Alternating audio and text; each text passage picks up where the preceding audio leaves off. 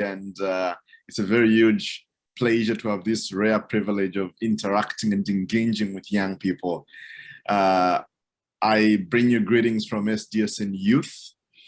And most importantly, I would like to equally extend my gratitude to our partners, Hack for Earth Foundation, that has been working with us over the last few months to bring and amplify youth voices in the development space.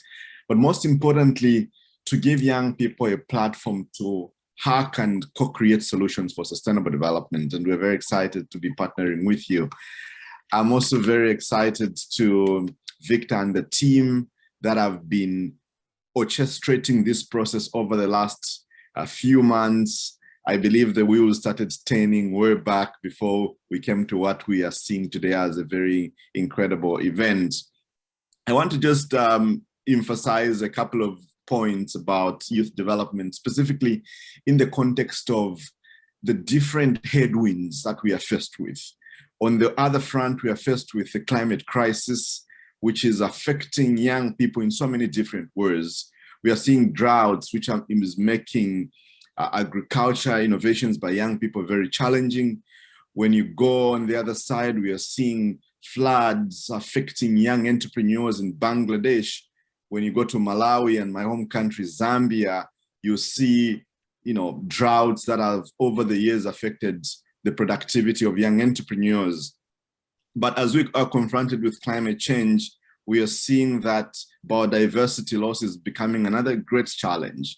We are seeing a huge and unprecedented loss of species, both plant species and animal species of different kinds. The recent IUCN report highlighted this grave reality and shone a light on ways through which we can be able to protect and safeguard our natural resources.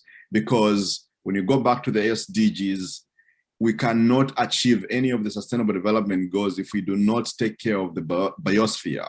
We can't achieve any of the goals if we don't take care of the one thing that we share in common, which is planet Earth. So that gives us a foundation from which to be able to sustain ourselves as humanity.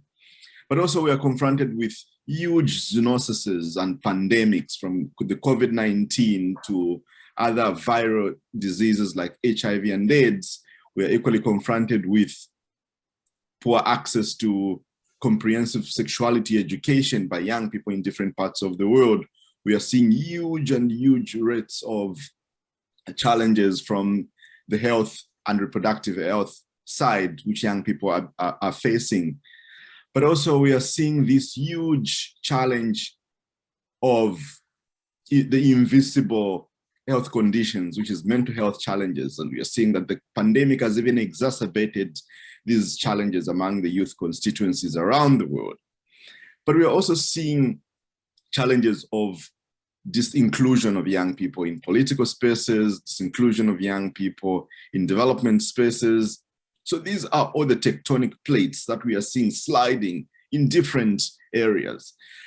But at the same time, we are seeing young people defying all odds and going against any challenges that confront them. We're seeing innovations in the face of these catastrophic challenges. We're seeing innovations in green economic development. We're seeing innovations in reproductive health, where young people are creating solutions using technology, Internet of Things, and blockchain to be able to sustain and promote the welfare and well-being of their communities. So you're seeing young people in different areas being able to step up to the plate and confront these challenges head on. That's why SDSN Youth and many organizations like the Hack for Earth Foundation come in to provide the platform, but also to provide the tools that young people can harness in order to confront these challenges. We do know the challenges, we do have the solutions, but how do we mobilize youth constituencies for us to be able to scale these solutions to a much greater height? And I'll speak a little bit more about SDSN Youth and how through the network of member organizations and young people from around the world, we are providing the right tools and skills to create solutions and accelerate progress towards the SDGs. That also speaks to the emphasis of what do young people in this generation need to create mass impact? I think what they need is knowledge and the tools. They need knowledge and the tools that can be in this toolbox, which they can arm themselves with as they go in communities to confront these challenges. This knowledge and tools includes the skills, includes the competencies. It includes also the networks and alliances with other like-minded people. But on top of having the tools and the knowledge, they also need a platform from which to be able to amplify their messages. And that's where Hack for Earth and my colleague and our partner, Anne Moline, will speak more to what Hack for Earth is doing. But it's a platform that is really helping young people to contribute to shaping the global development agenda in so many different ways using technology. I'm an ambassador for Hack for Earth, and over the last few months, we've seen members of SDSN Youth from around the world contribute to shaping what Anne will speak about in our keynote address. But also I want to challenge young people. We are in a world where we are all interconnected. Think about how you can work with other young people in the United Arab Emirates, in Sweden, in Nairobi, Kenya, in Kathmandu, in Bangladesh, and in many other parts of the world. Because of technology and how connected we've become, it has even become extremely, extremely impeccable to think about how you can create connections and alliances with others. Because we are in a generation where time for being a lone ranger has long gone. The only development and the only progress you can make is by working in unison with others, working in alliance with others. And that requires a great deal of openness to collaboration. Secondly, I would want to also challenge you to think about ways through which you can be able to create groundbreaking innovation. Don't conform to the status quo. Think about how you can be able to bring in those that don't believe in development and don't have the same mindset like you do.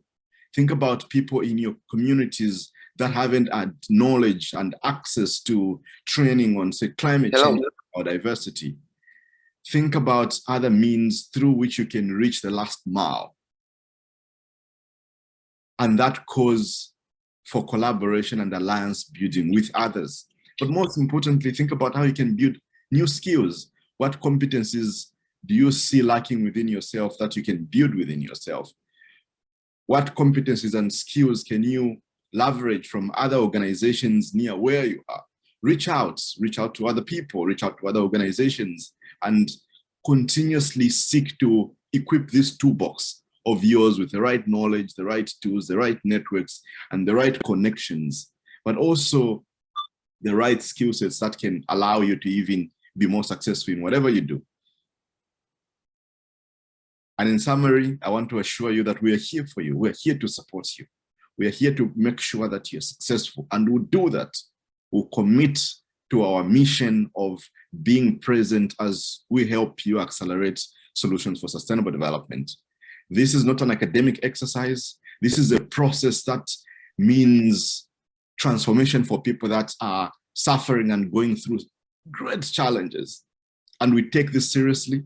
We take you seriously, and we'll make sure that we are there to provide you with the networks and the alliances and the skills you need to be successful. That's why SDSN Youth has a mission of accelerating youth solutions for sustainable development. And we are doing that by giving young people pathways to knowledge, understanding, and most importantly, action.